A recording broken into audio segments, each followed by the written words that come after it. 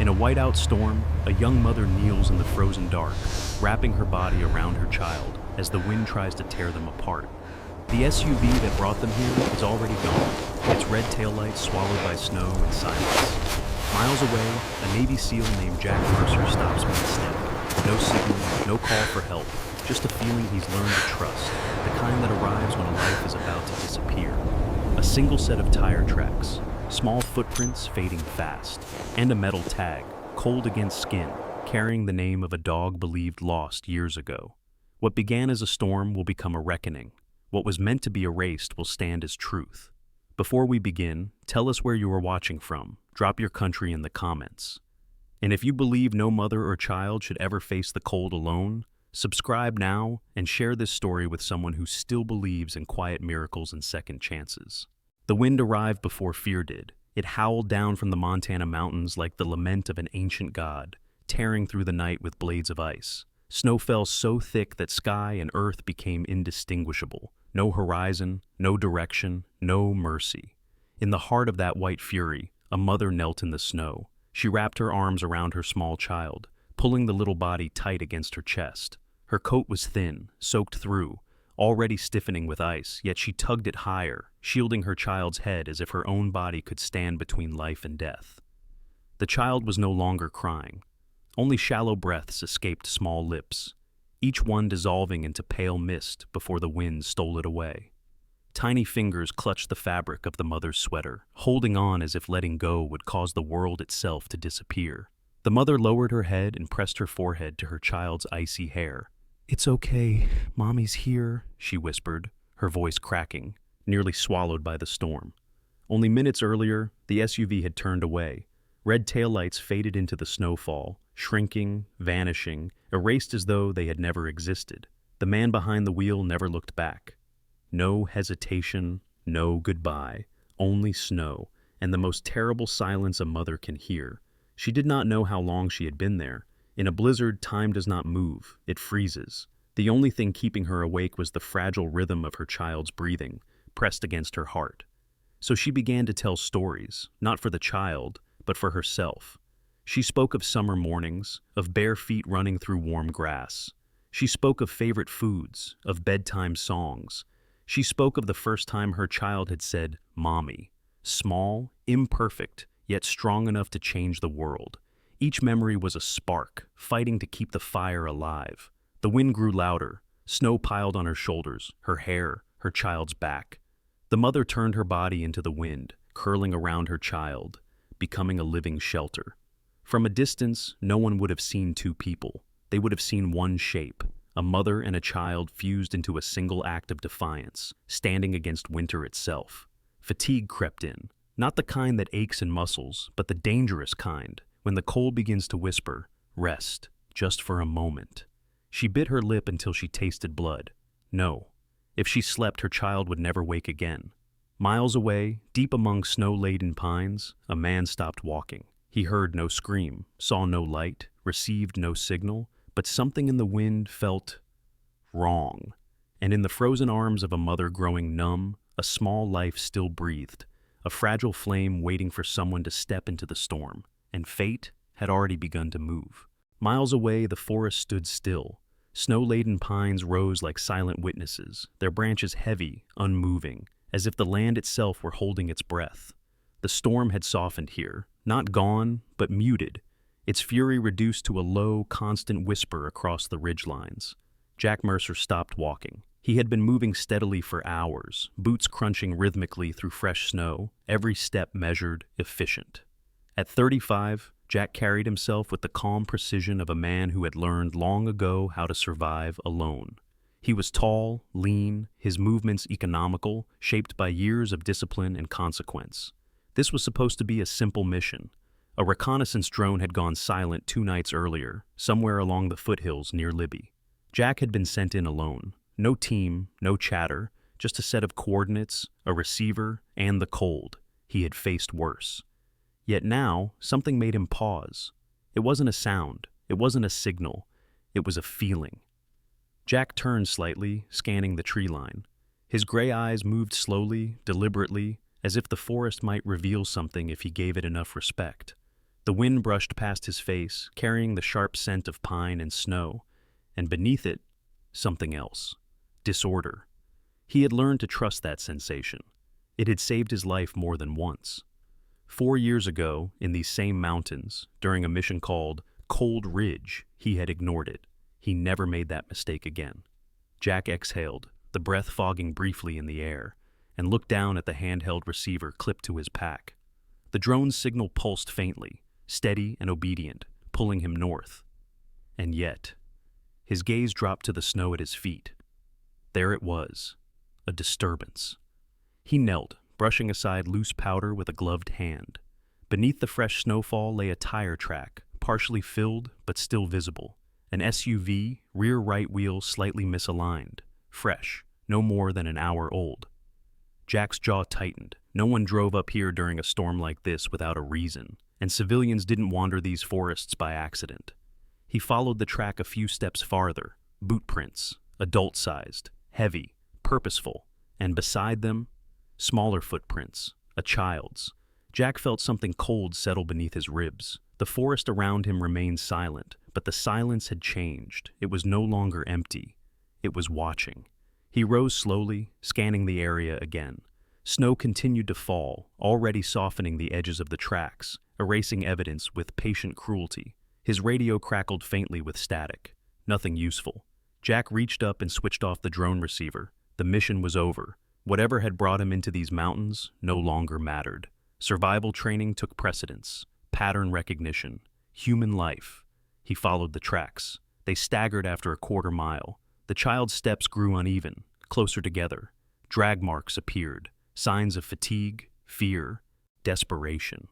Jack lengthened his stride. Memories stirred, unwanted, familiar. Another storm.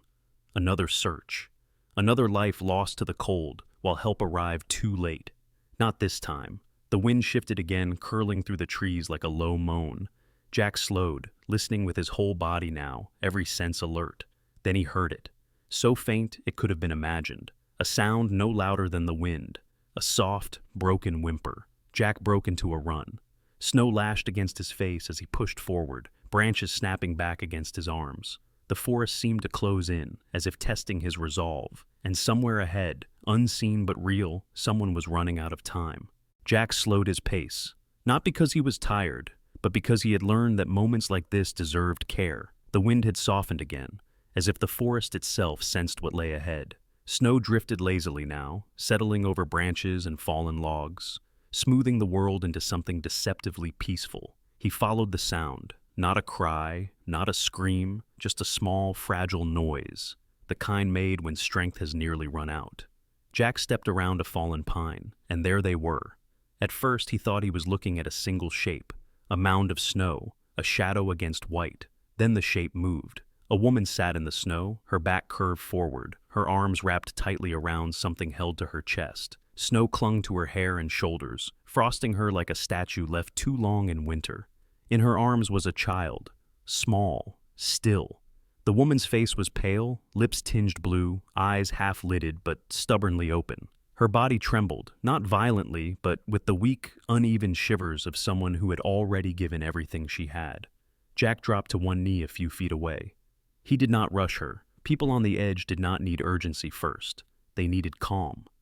"Ma'am," he said gently, his voice low and steady. "My name is Jack. You're not alone." The woman's eyes shifted toward him. They struggled to focus, but when they did, something passed through them. Relief, disbelief, and a flicker of apology, as if she were sorry for needing help at all. She tried to speak. No sound came. Jack's attention moved to the child. The child's face was pressed against the woman's chest, cheek flushed and unnatural red. Small breaths came shallow and slow. One tiny hand was tangled in the fabric of the woman's coat, holding on with the last instinct left to it. Jack reached into his pack and slowly unfolded a silver thermal blanket. The material caught the light, thin but miraculous. "I'm going to help you now," he said quietly. "You did the hardest part. You kept your child alive." The woman's eyes filled, not with tears, but with something deeper, release. Jack wrapped the blanket gently around them both, tucking it close, sealing in what little warmth remained. He pressed 2 fingers lightly to the child's neck. A pulse, weak but there, still here. Jack exhaled. He pulled a metal flask from inside his jacket, still warm from his body heat. He held it to the woman's lips. "Just a sip," he said. "Slow." She obeyed, swallowing with effort, her body trusting him in that quiet, wordless way that comes when there is no strength left to argue. Jack adjusted his position, turning his body slightly to block the wind. Snow gathered on his back, unnoticed. He looked down at the woman again. She never let go, he thought. Not once. He had seen many kinds of courage in his life. Loud, fierce, desperate. This was different. This was the courage that stayed. The kind that knelt in the snow and chose to be a shelter. Jack carefully slid one arm beneath the child, lifting just enough to reposition without breaking contact. The woman instinctively tightened her hold, even in her weakness. "It's all right," he murmured. "I've got you both." Somewhere deep inside, a memory stirred. Another storm. Another life lost before help could arrive. Jack pushed it aside. Not today. He gathered them close, braced his legs, and stood slowly, balancing their weight as if carrying something sacred. The forest remained silent as he turned south, toward warmth, toward light. Behind them, snow continued to fall, already beginning the quiet work of erasing what had happened here. But it was too late. 2 lives had been found, and nothing, not winter, not betrayal, not the past, would be allowed to take them again. The cabin appeared first as a glow, a small square of amber light, steady and patient, standing its ground against the endless white. Smoke rose from the chimney in a thin, determined line, as if the house itself were breathing. Jack felt the woman shift slightly in his arms, not awake, but aware. Awareness was hope. He pushed open the door with his shoulder. Warmth rushed out to meet them, wrapping around his face and hands like a welcome long overdue. The scent of burning pine and old wood filled the air, rich and familiar, carrying the quiet promise of safety. "Henry," a woman's voice called softly. "I think someone's outside." Footsteps followed. Henry Whitaker appeared in the doorway, broad-shouldered despite his years, his gray beard catching the firelight. He took one look at Jack, then at the bundle in his arms, and all questions fell away. "Good Lord," he said quietly. "Come in. Now." Jack stepped inside. The door closed behind them, shutting out the storm as decisively as a chapter ending. The wind howled once, frustrated, then faded into nothing more than a distant complaint. May Whitaker hurried forward. She was small, silver-haired, her movements careful but quick. Her eyes took everything in at once, the blue lips, the child's stillness, the frost in the woman's hair. "Oh, sweetheart," she whispered, as if afraid louder words might break something fragile. She guided Jack toward the fireplace, where flames danced patiently, casting soft gold across the room. Quilts, thick, handmade, layered with years, were already being pulled from a nearby chest. "Set them here," May said. "Easy now." Jack lowered himself to his knees and gently eased the woman and child onto the quilts. The woman whimpered softly as the warmth touched her skin, instinctively tightening her arms around her child. May knelt beside her at once. "You're safe," she said, voice low and steady. "You're warm now. We've got you." Henry fed the fire another log. It crackled loudly, eager to help. Jack watched the woman's breathing, still shallow, but steadier now. Color began to return, faintly, to the child's cheeks. May brushed snow-damp hair from the woman's face, her fingers trembling just enough to betray how much this moment meant to her. Henry noticed. So did Jack. This cabin had known loss. It lived in the careful way May touched the child, in the way Henry stood too close, as if afraid distance itself could steal something away. Jack unpacked his small stove and began heating water. His movements practiced, quiet. He mixed an electrolyte solution and held the cup while May supported the woman's head. "Just a little," Jack said gently. "Your body's been fighting hard." The woman swallowed, eyes fluttering. Tears slid down her temples, disappearing into the quilt. May didn't wipe them away. Some things needed to fall. Henry returned with dry towels and an old wool sweater, soft from decades of wear. "It was mine," he said, almost apologetically. "But it's warm." "It's perfect," May replied. They worked together without instruction, 4 people moving as one, passing towels, adjusting quilts, stoking fire, sharing silence. No one rushed. No one panicked. This was not emergency. This was care. Jack turned his attention to the child, checking breathing again, then pulse. The small chest rose and fell more evenly now, each breath a quiet victory. "Strong little one," he murmured. The woman's eyes opened fully for the first time. They found Jack. Her lips parted. Her voice barely made it past her throat. "Thank you," she said. Jack shook his head slightly. "You did everything that mattered." The fire hummed. The storm battered the walls, unheard. And in that modest cabin, lined with quilts, memories, and second chances, life, once again, chose to stay.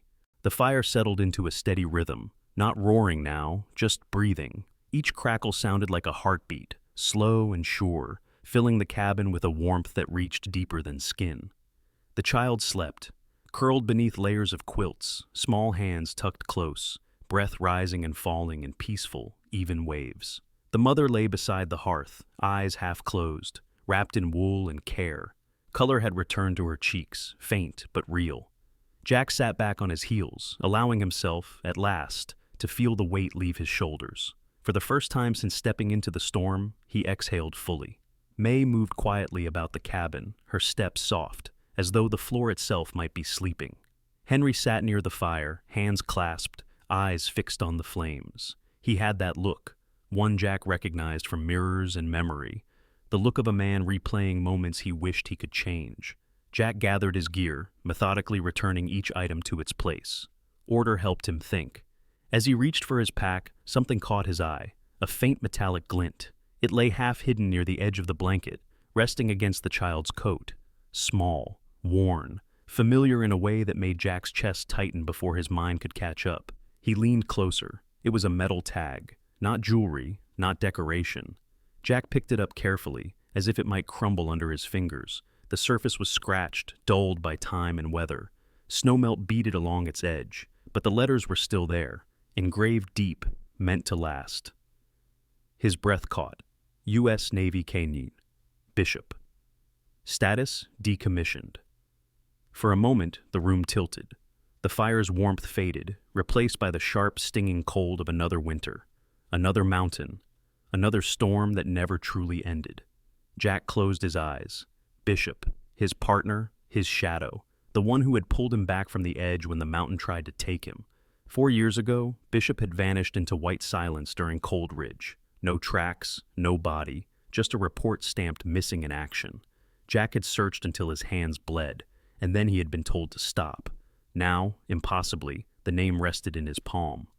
Henry noticed Jack's stillness. "Jack?" he asked gently. "What is it?" Jack swallowed, his throat tight. He held the tag up to the firelight. "This belonged to my dog," he said quietly. "My canine partner." May stepped closer, her hand rising to her mouth. "Oh," she whispered. The mother stirred, drawn by the shift in the room. Her eyes focused slowly, then sharpened as she saw the tag. "That came from a rescue center," she said softly. "They said it was from a hero dog. I kept it close. It felt protective."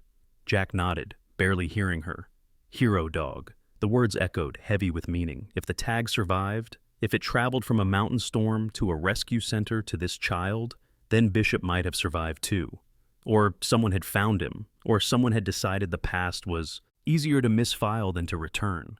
Jack's fingers closed around the tag. The cabin seemed to hold its breath. Outside, the wind moaned against the walls, restless, as if aware that something long buried had been uncovered.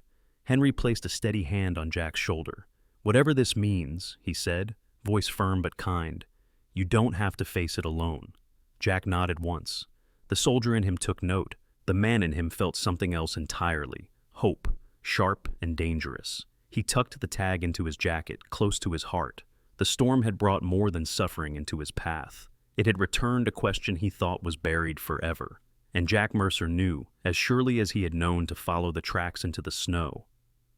This story was no longer just about survival. It was about truth. And the past, once found, would not be ignored again. Morning came slowly, not with sunlight, but with silence.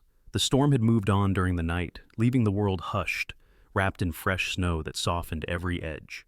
Pale light filtered through the small cabin windows, settling gently across the wooden floor and the quilts by the fire. The child slept on, curled on their side, breath even, one small hand resting against the rise and fall of the mother's chest. Watching them, It was hard to imagine how close that breathing had come to stopping. Jack sat at the small table with a cup of coffee warming his hands. Henry stood by the window, looking out at the trees, as if making sure the forest had truly let them go. May moved quietly at the stove, stirring oatmeal, her motions unhurried, deliberate. The mother stirred, her eyes opened fully now, clearer, more present. She took a breath and winced slightly, as though feeling the weight of everything at once. May noticed immediately. "Easy," she said softly, moving closer. "You're safe." The woman nodded, swallowing. She brushed a hand through her hair, then looked around the room, taking in the cabin, the fire, the faces of strangers who had become something else entirely. Her gaze returned to Jack. "I owe you an explanation," she said. Jack shook his head. "Only if you're ready." She was quiet for a moment, gathering herself. Then she spoke, not hurried, not dramatic, but steady, like someone who had carried this truth alone for too long. "My name is Emma," she began, "and the man who left us in the mountains was my husband." No one spoke. Emma continued. "He said we were going for a drive, that our child needed air. He chose the road, a service road, no traffic, no cameras." Her fingers tightened in the blanket. "When we stopped, he told me to step out, just for a moment. Then he pushed me, took the keys, drove away." May closed her eyes, Henry's jaw set. Jack listened without interruption, his face calm, but something in his eyes had hardened. Emma looked down at her sleeping child. "I didn't understand at first," she said. "Then I remembered the documents, the accounts, the signatures I wouldn't give." She took a breath. "I worked for years building something. Patents, shares, a trust set up to protect our child. If anything happened to me, it would stay out of his hands." Her voice trembled, just slightly. "But if I died, and our child followed, it would all go to him." The words settled heavily in the room. No one needed to ask what he had intended. Emma lifted her eyes to Jack. "I tried to leave him once, quietly. He found out." Jack nodded once. Motive, method, opportunity, the oldest pattern in the world. May reached out and took Emma's hand. "You did the right thing," she said. "You protected your child." Emma's lips trembled. "I wasn't strong enough to stop him." "You were strong enough to survive," Henry said, his voice rough. "That counts for more." Emma let out a breath she seemed to have been holding for years. Jack leaned forward slightly. "Emma," he said gently, "what you've told us matters, but we'll need proof." She nodded. "I can help. There are records, messages. He wasn't as careful as he thought." Jack glanced at Henry and May. They understood without words. This wasn't over, but it was no longer hidden. Outside, the forest stood quiet and watchful. The same woods that had nearly taken 2 lives had preserved their truth instead. Jack rose, feeling the weight of responsibility settle onto him, not as a burden, but as a calling. "Then we'll do this the right way," he said. "For you. For your child." Emma looked at him, eyes filled with something she hadn't felt in a long time, safety. And in the stillness of the cabin, surrounded by warmth, memory, and resolve, a line had been crossed, from survival to justice. The rescue center sat at the edge of the forest, where the trees began to thin and the land opened its arms again. It was a modest place, weathered wood, low fences, snow-dusted roofs, but it breathed with life. Even before Jack stepped out of his truck, he heard it, barking, not frantic, not afraid, just the sound of voices that had learned to wait. Emma and her child remained safely at the cabin with Henry and May. This journey, Jack knew, was one he had to make alone. He closed the truck door and stood for a moment, the cold air filling his lungs. His hand slipped into his jacket pocket and found the familiar shape of the metal tag. Bishop. He walked toward the main building. The door opened before he reached it. A woman stepped out, small but sturdy, gray curls escaping her knit cap, glasses perched low on her nose. Her coat bore the marks of long days, mud, fur, and quiet devotion. "You must be Jack Mercer," she said. He paused. "Yes, ma'am." She studied him for a heartbeat longer than politeness required, as if searching for something familiar. "I'm Evelyn Hart," she said. "I've been expecting this conversation for a long time." Inside, the air was warm and carried the comforting scent of coffee and clean straw. Photographs lined the walls, dogs with new families, children smiling, old hands resting on patient heads. Jack held out the tag. Evelyn's breath caught. "Oh," she whispered. "So, you finally came." "You recognize it?" Jack said. She nodded. "I never forgot it." They sat across from one another at a scarred wooden desk. Snow tapped gently at the window, a softer echo of the storm that had brought them here. 3 weeks after a blizzard in the Cold Ridge region, Evelyn began, a ranger found a German shepherd wandering near an abandoned campground, undernourished, injured leg. He wouldn't let anyone touch him. Jack's jaw tightened.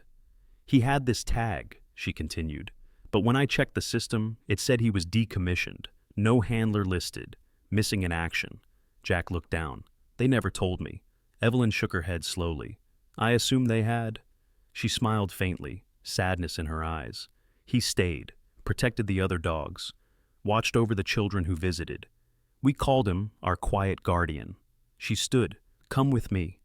They walked through the kennels, dogs stirred, tails thumping softly, noses pressing against gates. At the far end, one kennel remained still.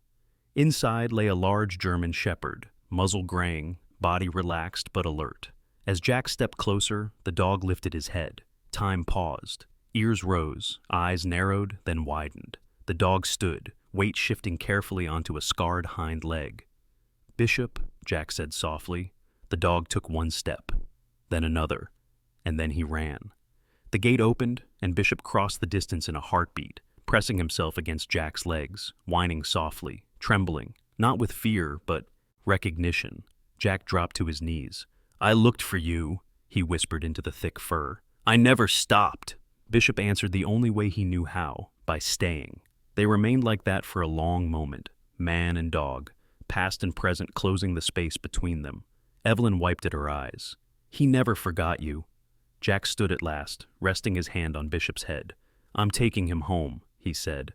Evelyn nodded without hesitation. "He's earned it." Outside, the sky was clear for the first time in days. Snow sparkled under the pale winter sun. Jack opened the truck door. Bishop jumped in easily, settling into the seat as if he had never left. As they drove away, Jack glanced at his companion. "Looks like we survived the storm," he said quietly.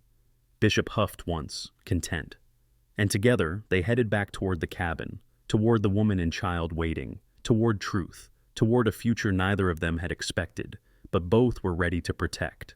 The road back to the cabin was calm. Snow lay smooth and undisturbed, as if the mountains themselves were trying to make amends for the night before. Jack drove slowly, one hand resting on the wheel, the other occasionally reaching down to Bishop's head. The dog sat alert in the passenger seat, eyes steady, watching the world pass as though measuring it for threats. They did not speak. They did not need to. When the cabin came into view, smoke still rose from the chimney. Warmth waited. Inside, Emma sat at the table with May, a mug of tea cradled between her hands. The child knelt on the floor with Henry, carefully stacking wooden blocks into a crooked tower. Laughter, soft, cautious, filled the room. It was the sound of life returning. Jack paused in the doorway, letting the moment settle. Bishop stepped in first. The child looked up, then smiled. The dog lowered himself gently, tail wagging once, slow and deliberate, as if promising not to startle. The child reached out and touched his fur, tentative at first, then confident. "He's warm," the child said. Bishop seemed to agree. Jack set his pack down and turned to Emma. "I found him," he said simply. Her eyes widened as she looked from Jack to the dog. Something softened in her face, something like relief mixed with awe. Then, "The tag," she said, "was real," Jack replied, "and so is what it means." They gathered around the table. Jack spoke plainly. He explained what Evelyn had told him, the missing records, the misfiled status, the dog who had survived because someone chose to care.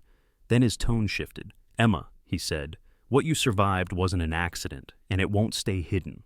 Henry leaned forward, elbows on his knees. "What's the next step?" Jack met his gaze. "We bring in people who don't flinch." He stepped outside briefly and made the call. When he returned, the room felt different. No longer just a shelter, but a place where plans were made. "There's an agent I trust," Jack said. "Federal. She handles financial crimes and violent conspiracies. I told her we'd need discretion." Emma nodded. "I have documents, messages. I saved what I could before he found out." That's enough to start, Jack said, and enough to protect you. May reached across the table and covered Emma's hand. You won't be alone again. The fire cracked softly. Bishop lay near the child, eyes half closed, listening. Jack looked at the small circle of people gathered in the cabin. Two elders who had learned love doesn't expire. A mother who had stood between her child and death. A child who had learned too early how cruel the world could be. And a dog who had never stopped being loyal. This won't be fast, Jack said.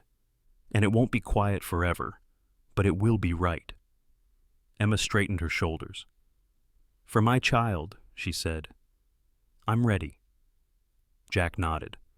Outside, the forest remained still, snow gleaming beneath the winter sun. Somewhere beyond the trees, consequences were beginning to stir. Justice, like rescue, rarely arrived with thunder. Most often, it began the way this one did, with a door closed against the cold, a phone call made in calm resolve, and people choosing together not to look away. Truth does not rush. It moves patiently, like water finding every crack. The investigation began quietly. No sirens, no headlines, just phone calls, careful questions, and files opened behind closed doors. Emma sat at the cabin table with Jack, spreading out what she had saved. Printed emails, account summaries, handwritten notes. The evidence was not dramatic, but it was consistent. Patterns emerged. Dates aligned. Money moved where it should not have gone. Jack's contact worked efficiently. She did not raise her voice. She did not promise revenge. She promised procedure. In Bozeman, Emma's husband continued his days as usual. He went to work. He answered emails. He smiled in public.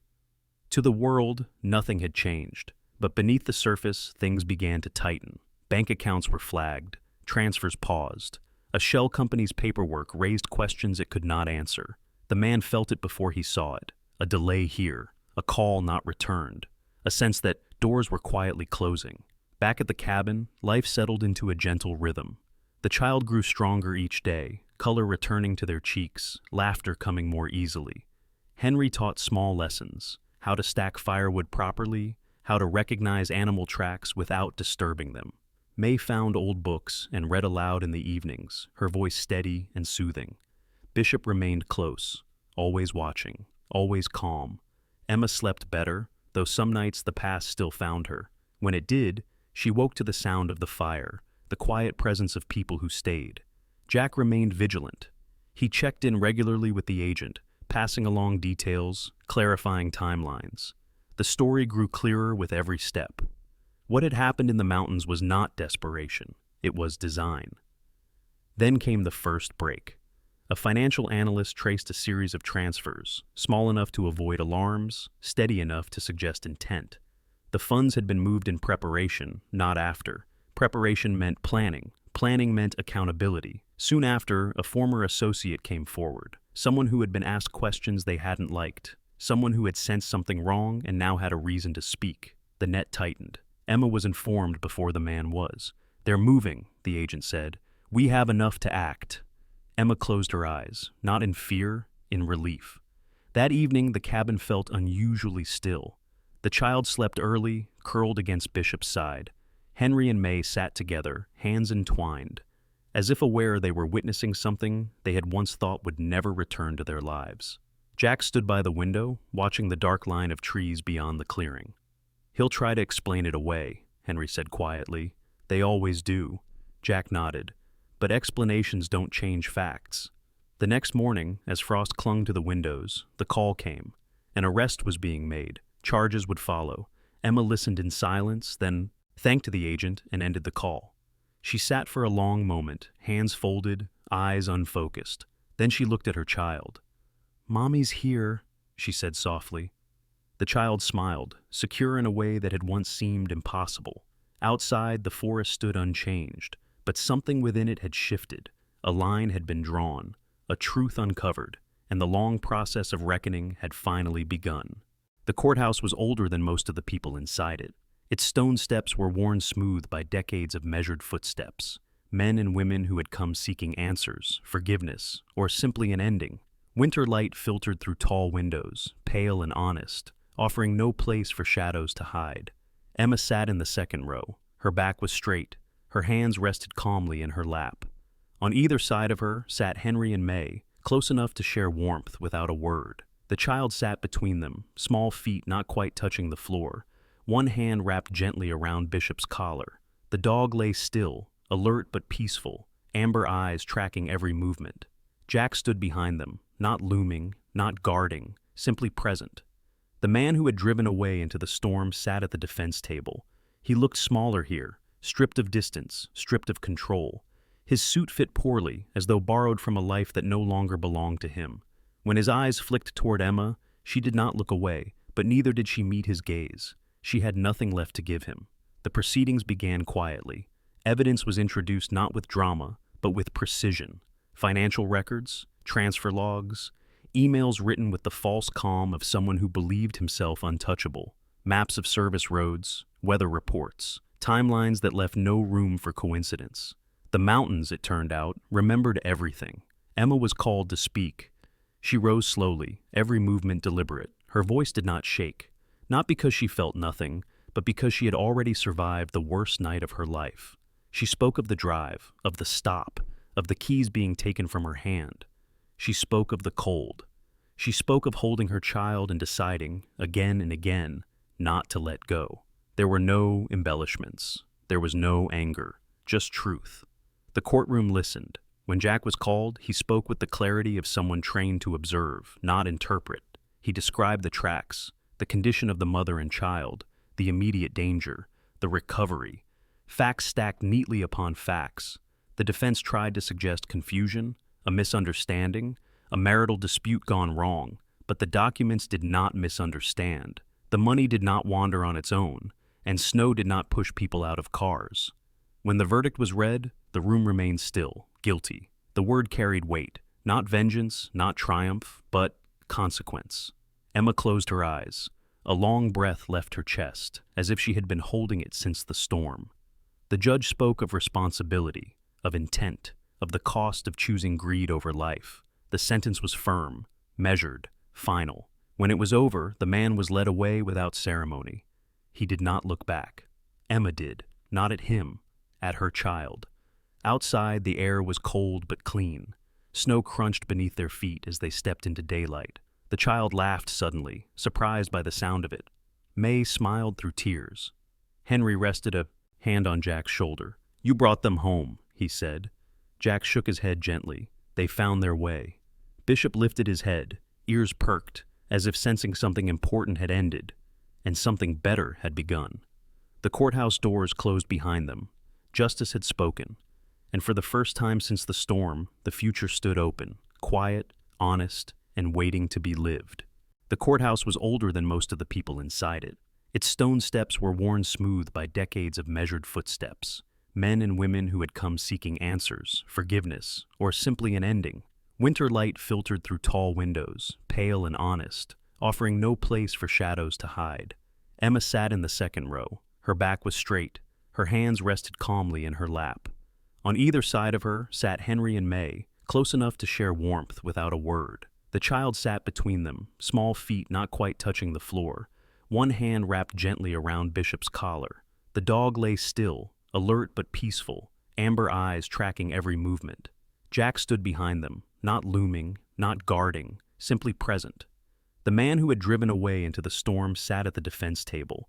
He looked smaller here, stripped of distance, stripped of control. His suit fit poorly, as though borrowed from a life that no longer belonged to him. When his eyes flicked toward Emma, she did not look away, but neither did she meet his gaze. She had nothing left to give him. The proceedings began quietly. Evidence was introduced not with drama, but with precision. Financial records, transfer logs, emails written with the false calm of someone who believed himself untouchable, maps of service roads, weather reports, timelines that left no room for coincidence. The mountains, it turned out, remembered everything. Emma was called to speak. She rose slowly, every movement deliberate. Her voice did not shake, not because she felt nothing, but because she had already survived the worst night of her life. She spoke of the drive, of the stop, of the keys being taken from her hand. She spoke of the cold. She spoke of holding her child and deciding, again and again, not to let go. There were no embellishments. There was no anger, just truth. The courtroom listened. When Jack was called, he spoke with the clarity of someone trained to observe, not interpret. He described the tracks, the condition of the mother and child, the immediate danger, the recovery.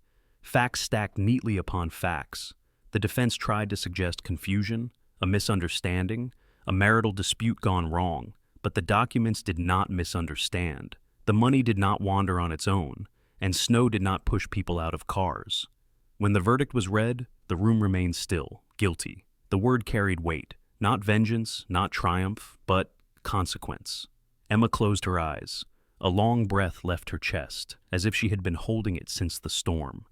The judge spoke of responsibility, of intent, of the cost of choosing greed over life. The sentence was firm, measured, final. When it was over, the man was led away without ceremony. He did not look back. Emma did, not at him, at her child. Outside, the air was cold but clean. Snow crunched beneath their feet as they stepped into daylight. The child laughed suddenly, surprised by the sound of it. May smiled through tears. Henry rested a hand on Jack's shoulder. "You brought them home," he said. Jack shook his head gently. They found their way. Bishop lifted his head, ears perked, as if sensing something important had ended, and something better had begun.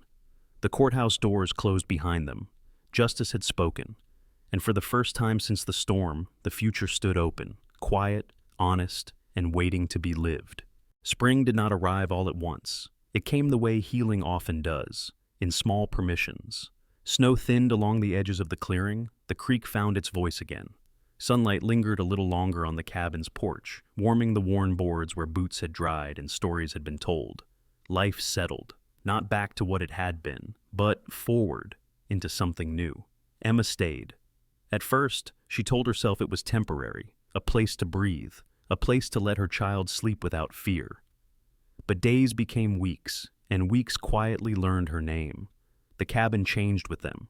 A small pair of shoes appeared by the door. Crayons filled an old tin May once kept buttons in.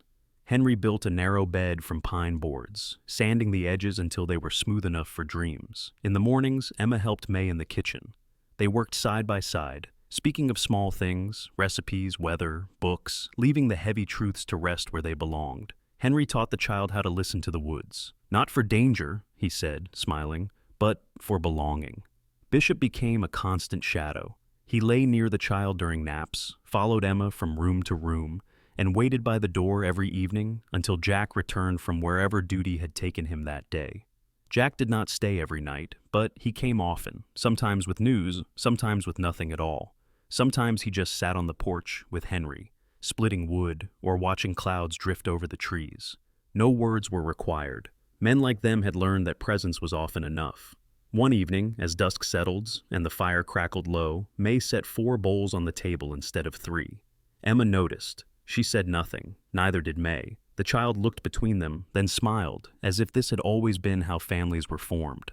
Later, when the house had grown quiet and the stars pressed close to the windows, Emma stood at the doorway, watching Henry read aloud while May mended a quilt.